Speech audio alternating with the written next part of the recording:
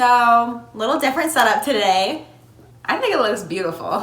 Today we're going to do a mukbang inspired by Birds of Prey and the fantabulous emancipation of the one Harley Quinn. So we wanted to make ourselves food to eat while we talked about it because the movie starts with her trying to get after this egg cheese sandwich. The sexiest breakfast sandwich alive. But we are vegans, so we made our own vegan version. And with some extra things. Everything on here is vegan. Quick rundown, some people were confused. Birds of Prey is not necessarily a sequel to Suicide Squad. It's more the post Joker and Harley Quinn breakup and what happens, and there's a whole other storyline. So one of the things that we noticed before we even get to like what we thought of the movie, that there's a big chunk of people. How is that? She's not gonna say it's bad, she made it. There's a big chunk of people who said that they weren't even gonna go see the movie because they were so disappointed in Suicide Squad. So then it's like, okay, we know Suicide Squad happened. That was not such a great moment in life. But I don't know if it's fair to hold it against possibly other movies or like other parts of the things that might be related to that. Yeah. So I guess to talk about the movie, we'll start with like the critiques of the movie. So a lot of their critiques, they're different on different social media. If you go to Twitter, it's a lot of predominantly men saying it's a feminist movie made to avert the male gaze and that they made all of the women ugly and ruined the whole movie. One, I don't know what movie you watched because all those women are beautiful in the whole movie, so we watch different movies. And then two, it's not about a feminist agenda to avert the male gaze. That's not the intention at all. So it was really interesting to see that response because it's a movie that's produced by a woman, directed by a woman, and written by a woman. And then only stars as the main characters and then women, but some side characters are men. But that's just as an interesting critique that this kick-ass all-women movie is being taken so negatively by like hardcore fans of the DC comic book and Harley Quinn world. Hi, quick editor's note. One of the best parts about the entire movie is the soundtrack. I think it's mainly all women artists and it's anywhere from rap to alternative. It's just incredible. Even if you don't want to see the movie, look up Birds of Prey soundtrack on Spotify. And then another critique with that is, along with the Suicide Squad critique, her story doesn't necessarily line up with the comics that they've made in the movie world. But I don't think that's fair to blame this movie or Margot Robbie's producing or whatever because that happened in the Suicide Squad. Other people made that decision to change Harley Quinn's story. So if anyone doesn't know, the Suicide Squad movie has Harley Quinn coming into existence because she's a PhD psychologist, which that's true, that story's true, who falls in love with the Joker, and she decides to dive into a vat of like toxic acid. And he saves her. And then he saves her from it, but the acid changes her. So that's their story because I think the intention was to make the Joker Just show their love. Yeah, and to make the Joker like less unappealing because in reality the Joker is a very abusive, violent character to Harley Quinn. And so now we want to get into the nitty-gritty of the movie. I loved it. Top 10 movie for me. Like, Yeah. no joke. And maybe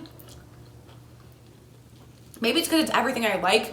It had that more like glitzy, kind of quirky feel to it because it's Harley Quinn. That's what she is. That's her brand. It was campy, yeah.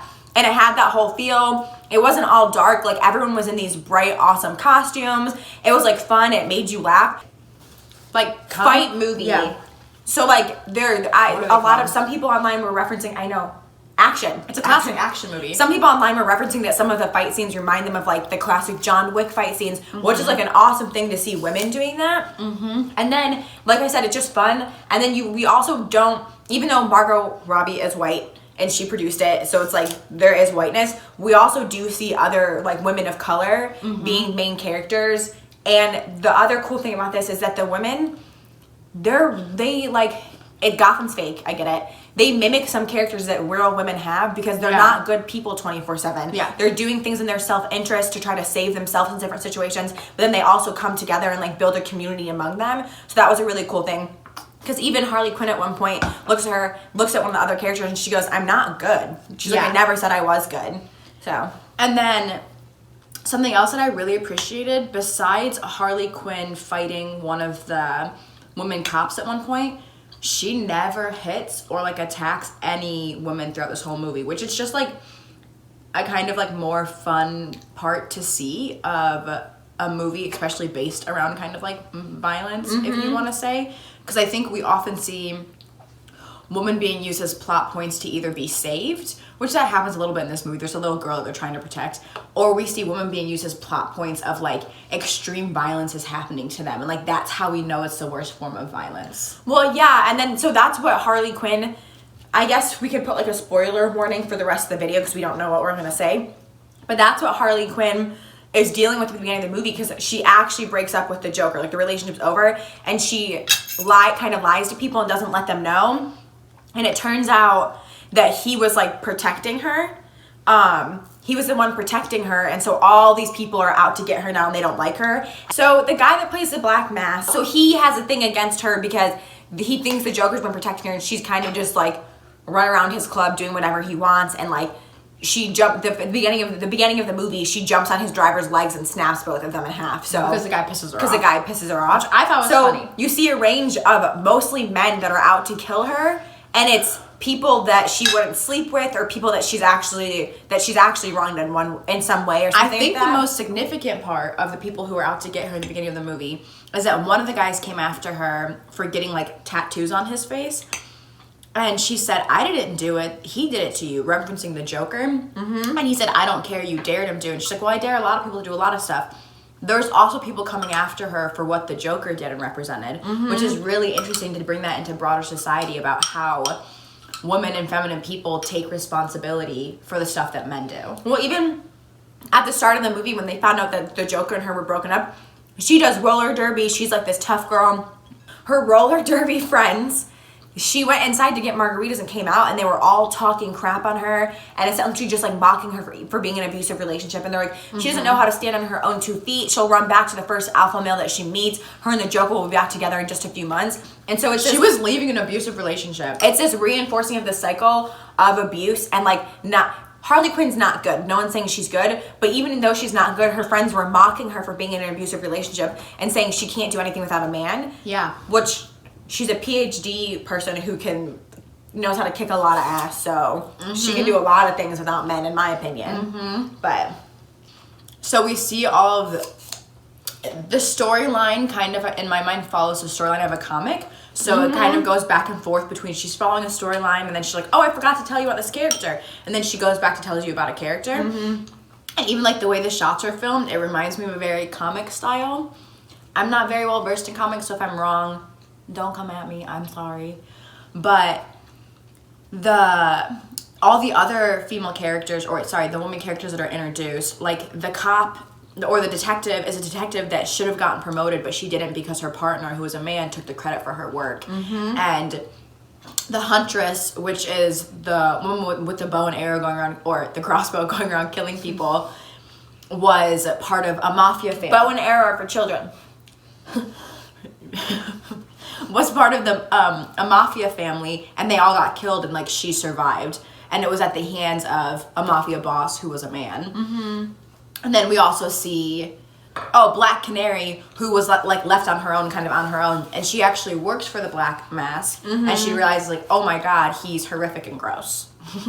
And so then she starts challenging that. We also see little moments of like the bystander effect. So there's a moment when Harley Quinn is just blackout drunk and people find out that Joker broke up with her and a guy is taking her out and he's like, the Joker can't protect her, we can do whatever we want. And they go to put her in a car and Black Canary comes up and goes, yeah, we're not gonna do that, she's not conscious, and basically beats him up and stops her from being assaulted. Which there's people online being like, this is clearly just like a feminist movie. Like, I don't think that's a feminist movie. I'm sorry, trying to stop someone from being assaulted doesn't make it a feminist movie. It means that there's a little bit of human decency written into the movie. Okay, so following more of the storyline, so we see her and the Joker break up. We don't see it happen, but we see like the aftermath of it. And she's gone this like emotional spiral. And then people start coming after her. But while this is happening, we're seeing other people's stories. And so Black Canary, who sings in the club that the Black Mask owns, and Harley Quinn is like, that's the club that she goes to and kind of like causes havoc in. Oh, that's how all those stories connect. But then we see more of the Black Canary, and her neighbor's this little girl, but this little girl keep getting picked up for pickpocketing. We also saw the little girl at like Harley Quinn's derby. She's popping up at different points, and then we see like the cop knows the little girl, and so the little girl ends up pickpocketing this diamond that everyone in Gotham is after. And she doesn't know. Yeah, that's from this mafia family that got murdered. And in the diamond is codes to get to their bank account. This is who, like, the Huntress, it's her family, but it happened, like, decades ago. And so, well, my belly's getting full. I'm still about to go at these cinnamon rolls, though.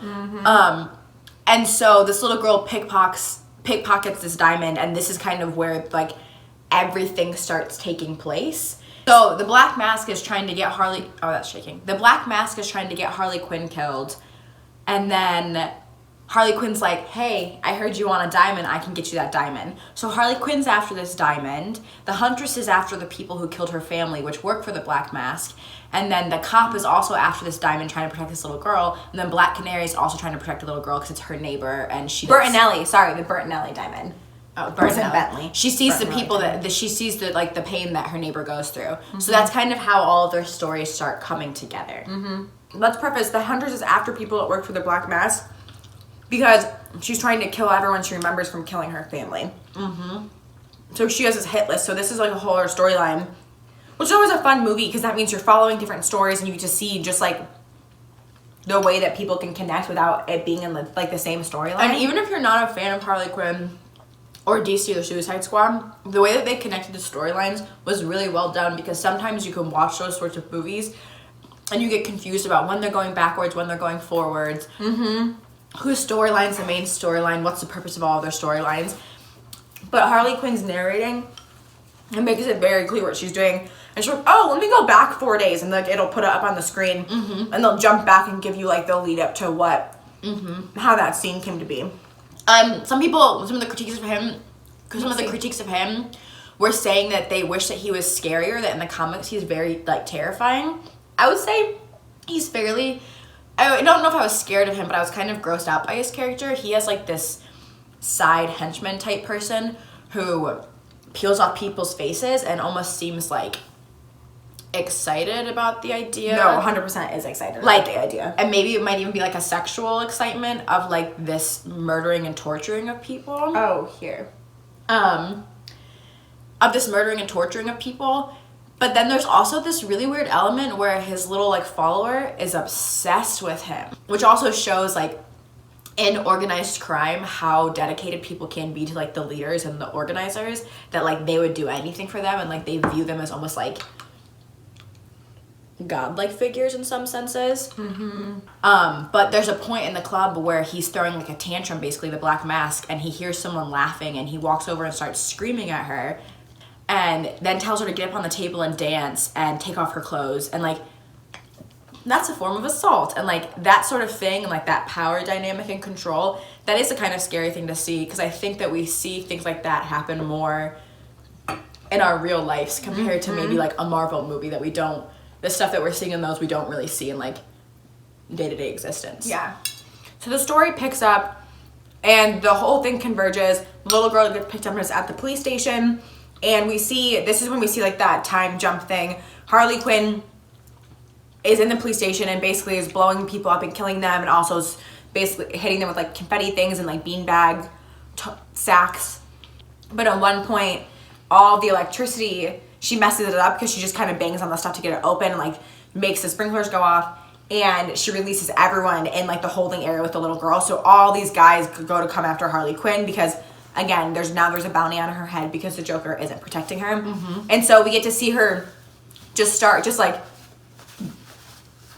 destroy 10 men in a row, however many men it was, and the little girl's watching and she's like, oh, that was interesting. But then like, that was dope. Yeah, then she runs away though. And so Harley Quinn chases her through a police station and they face some more foes, all men trying to steal her. At the end, the detective comes up and she tries to get involved, and Harley ends up throwing her phone at her face, and like the little girl and Harley get out and run away together and go hang out in Harley's apartment. This is when we see a really cool moment happen. The picture of the Joker's taped up on Harley's wall, and she was throwing axes at it and stuff. And the little girl walks up and she goes, "Who's that?" And Harley's like, "This is just art, don't worry about it." And she goes, "Never seen him." And then Harley's like, starts listing all the Joker's names, and she's like, "You don't know who he is?" And she's like, "Never heard of him, I don't care." And the little girl just walks away, and Harley's like, "Oh." Because the little girl knew who Harley was, but didn't know who the Joker was. So I think that's a moment when Harley realizes, wait, I don't need the Joker to be powerful. I don't have to fall into this thing that like my friends were saying that I was gonna do and just like run back to people. So then she's in her apartment, and because, you know, the Black Mask sucks, he also put a bounty out on the girl's head. So every bounty, a $500 million bounty. Every bounty hunter and mercenary in the city is also after this little girl.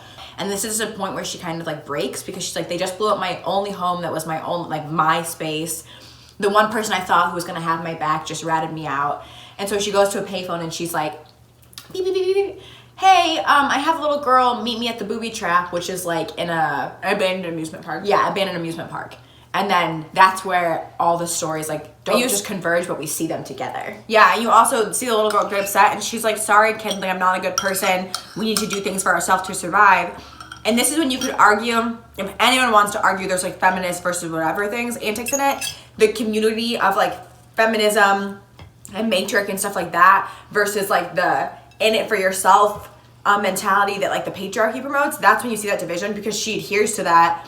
And she just kind of gives in and goes, "This is what the guys are doing. Like, this is the only way to succeed," and goes to give in to that. And so they're at this amusement park, and she has the little kid strapped to the toilet because, spoiler alert, the little kid swallowed the diamond. So they're trying to get her to poop half of the movie. So then the Black Mask tells Black Canary and his little like sidemen to go get the little girl and the diamond. What's his name? I don't know. I don't care because he's weird. And so then they're going, and Black Canary had stepped out of the room and called the cop and was like, "Hey," or texted the cop, was like, "Hey, meet us at the booby trap. Like, that's where we're going to be." And while they're driving, the henchman guy sees a text message coming back from an unknown number, and that says, "I'll meet you there." So then he calls Black Mask and is like, And this is when we see Black Mask explode. yeah. He calls Black Mask and is like, "Your little bird Abandoned you. She's a rat." Like, Bob. She's and not this a is also bird. where I got into like the weird jealousy thing. He has like this obsession with being his favorite, but that could also be more of like a not an attraction, but more of like a godlike figure. Yeah. And then the Black Mask is also rounding people up to head there because now he's mad at Black Canary. And when they get there, or then Harley Quinn and her get there and they hear a knocking, and it's the cop. So that's where we see them first interact. So the cop comes in, and then Harley... And she's drunk because she just got suspended. Yeah. So she's drunk and she comes to fight her. And she's like, "Are you drunk?" Then Harley just basically kicks her out the window. Yeah. And so you're like, okay, the cops. And then after that, Black Canary and the weird henchman guy show up. Yeah. And then when he gets there, he puts like a tranquilizing dart in Harley Quinn, and he's being all weird and creepy with her. So Harley Quinn can't do anything. And then he goes up to Black Canary like, "I know you're a rat." "Ooh, I know you're a rat. Like, And he's we're like- gonna get you. We're gonna kill you." And then he's telling little girl... Well, he tells Black Canary the only way she can prove that she's loyal is if she guts the little girl to get the diamond out. Black Canary's like freaking out. She's like, "You're crazy, dude. Like, or like, you're messed up, dude. Like, what are you talking about? Like, this isn't true." And which was also cool to see. She also, I would say, took on kind of like patriarchal ideas at times, where she was working for the Black Mask, and she knew, you could say it's patriarchal or it's what like feminine people have to do. She was working for the Black Mask even though she knew he was like disgusting and she didn't like him. But she almost did it more strategically than Harley Quinn did, because Yeah. she was thinking about it the whole time and was like, "What's my out and how can I leverage this to my advantage?" Yeah. And then all of a sudden, this is where we see the Huntress story come into play. She comes in and shoots the henchman like in the neck, and he dies. He was the last one in the whole thing. Oh, sorry. Which is, we also see some comedy stuff come up where Harley Quinn like takes the arrow and like stabs him with her like tranquilized body, which was funny. But he was the last one of the Huntress's whole little group that had killed her family. And so she's like, they're all getting ready. They're like, ooh, excuse me. They're like, the Black Mask is down there. He literally hired everyone. And like, you see the Black Mask be like, "Hey, I've done you all favors and patted your back and paid you. It's time to return." And like, I'm calling in that like return favor. So this is when you see all his little goons, for lack of a better word. You see all these people come up, all guys, in indigenous and African tribal mask, most of them. Yeah. Or all of them, actually. And they're ready to, like, go fight and get the girl, because the point is to get the diamond, and that's how we'll get the riches. And so the women are upstairs planning. They're like, how can we get out of this? And the hunter's just like, hey, I killed who I need to kill. I'm gonna peace out. And they're like, this is your story, too. They're like, he's after the diamond. All these people are connected to Well, the they family also being said killed. the Black Mask hired those people to kill your family. Yeah, so like, it comes full circle, and she's like, okay, I'm ready to kill some more people. So then it's an epic fight scene, and they get through, and there's also like quirky things. Also, even if you don't, like I said earlier, even if you don't like DC or like the Harley Quinn stuff, just look up that fight scene. The fight scene in the booby trap. It's a really good fight scene. It's well filmed, and like the amount of physicality it took for the actors and also any stunt doubles to do that stuff. Like, There's also quirky parts too when they're using like the props of the amusement house. Yeah. And like at one point, Harley Quinn's carrying her roller derby skates around, and then they cut to a different fight and go back, and you see Black Canary be like, when did she have time for an outfit change? Because she put on her rollerblades or a shoe change. So there's like little fun parts like that, while it still is like an epic fight scene. and I think that that's what makes the whole movie campy too, is that there's funny things throughout the whole movie. That like something violent or bad will happen, but then like it will be followed up with something kind of like funny and quirky. But I think that's part of like Harley Quinn's like shtick a little bit. So they're fighting, they make it out, and then they're ambushed outside. There's like a lot more guys. To get them, the little girl gets snatched and taken away and put in a car with the Black Mask, and they drive away. And so the women are trying to figure out what to do, and they run out of arrows and bullets. And so Black Canary's like, okay, like, be ready, I'm gonna do this. The cop said, you know what you have to do. Yeah, the and so- cop knew her mom. Yeah. We knew that the cop knew her mom, and we knew that her mom died, but we had no idea what she could do. Well, we didn't, but people who know the comics might know. So Black Canary uses her powers, and everyone's down, including her. She passes out because I think it was so much energy for her. That's when you really see like a community between these women form, even if they don't all agree, even if some are the good guys and some are the bad guys, because Black Canary sacrifices herself in that moment, and then the other women are still there to protect her and help her. And then we see Harley Quinn go and leave and chase down the Black Mask. In that process, the hunter shows back up on her motorbike and helps Harley Quinn get closer to the car, which is like a great connection of like These roller derby. Oh yeah, a great connection to the roller derby stuff. But also you just see these women that literally had no common ground to be working together, and then they found something, and within like minutes decide to work together, and they protect each other through this. Harley Quinn by herself with like the Black Mask little girl, and the car ends up crashing because she kills the driver. And so then he jumps out with the little girl, and he runs down like this abandoned pier, and maybe through like, it looks like it might have been like a cemetery or something. Or it was like the founders of the city, I think. Oh, they were up. The Black Mask is taunting. Super foggy. It's super foggy, you can't see, and so there's just echoes, and the Black Mask is taunting Harley Quinn, telling her she'll never succeed without a man, and he can protect her, and that's the protection that she needs, and all these things. And she's sitting there, and she's like, oh, F me, like, is he right? And then she realizes that he's not right, and so she turns around and shoots at the statue where him and the little girl are, but she shoots the statue and not them. And he starts laughing at her, and he's like, that was so embarrassing for you. And she's like, yeah, it kind of was. That's one of those other like quirky moments that you see. And then Cassandra Cain, she like goes, I have to tell you something before like I die. And we see like this thing of like, oh, women talk too much, because the Black Mask starts to get annoyed because Harley and the little girl are talking. And she goes, I have to tell you something, like I stole something from your house, you told me not to. And Harley's like, oh my God, what did you take? And then she holds something up and goes, I took your ring. Harley and the Black Mask knew what that meant. She pulled the ring from her grenade. Yeah. And so the Black Mask like goes to push the girl away, but the grenade's already on him. And then Harley kicks him off the pier, and he explodes into the water. And so then all of the women and the little girl meet up, and they go to like a little diner, and they're drinking margaritas and eating some food together, trying to get the little girl to go to the bathroom still. She calls Harley into the bathroom to help her. Yeah. And Harley's like, okay, here's my duty, I gotta go. And so they go in the bathroom, and then you see a car leave, and you hear Black Canary go, shit, that's my car. The other three I forgot to say, before they went to the bathroom, they were talking about making like a crime fighting team to clean up Gotham. So then the other three end up doing this, but then Harley Quinn's just like off on her own. The Huntress got her fortune back. Harley Quinn pawned off the diamonds, and now Harley Quinn's rich. She has this little assistant sidekick now, which is really fun and cool to see. Yeah. And then the movie ends with the little girl giving her the egg sandwich from the beginning that she wasn't able to eat, and she takes a bite of it. That we ate.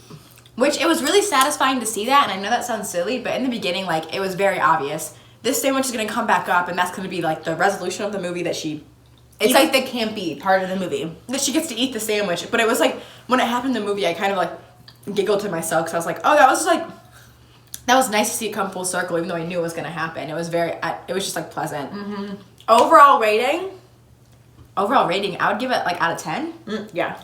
I would say like 8.5. I don't know if it's too high. Or 9. I would say like a 9.2. Like there's obviously little things I was like, okay, that's like kind of corny or this. Yeah. But it was just such a fun movie. It's a movie that I would watch multiple times and not get bored of. Because there's also fantastic movies out there that I would only watch once and never watch again. And so that's also hard to be like, oh, this is the best movie that I'll watch once. That I will watch once in 30 years. Where this, I could sit down, I could watch it again this week, I could watch it next week.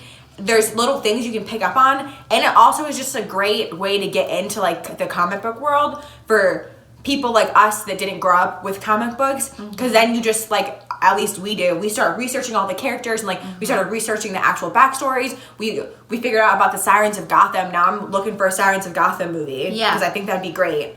And like, maybe my hesitation to give it a higher rating too has to do with like some of the critiques of people being like, well, it's not her actual backstory. But like, that's not. There was some commentary about like, oh, she doesn't even stick with like the Jester or Joker thing, but she does.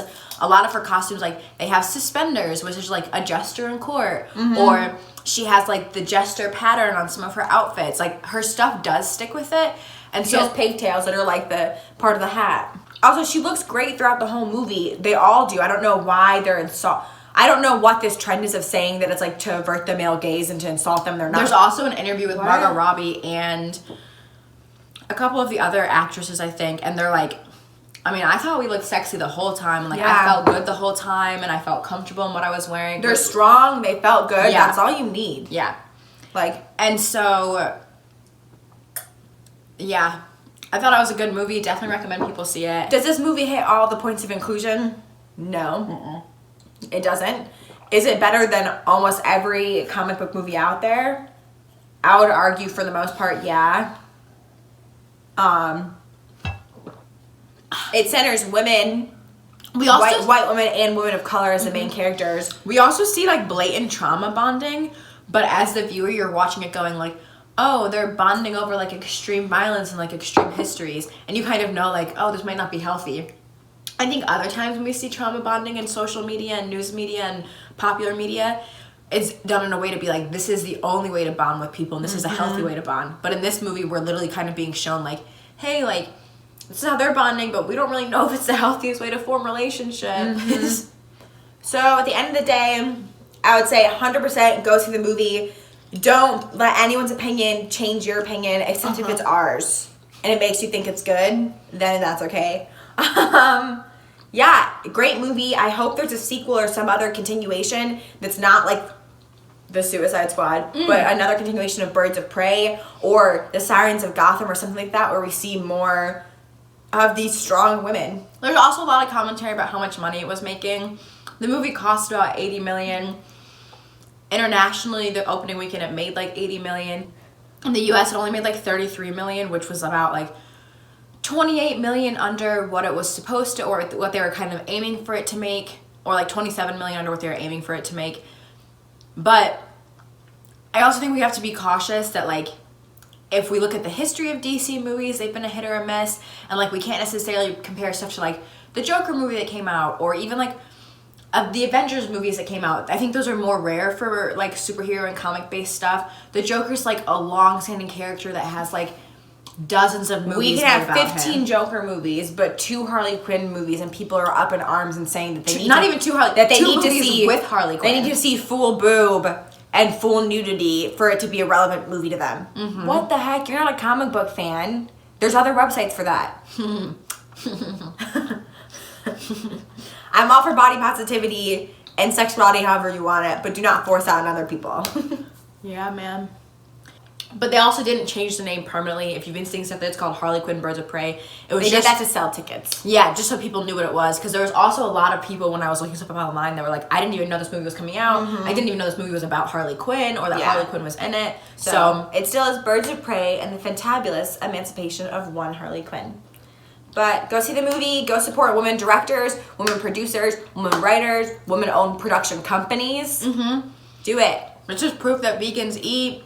It's just proof There that we go. vegans eat Not just lettuce and and like tomatoes. wheatgrass.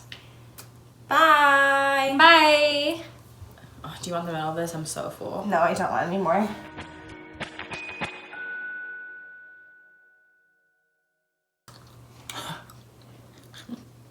I feel like I'm going to die.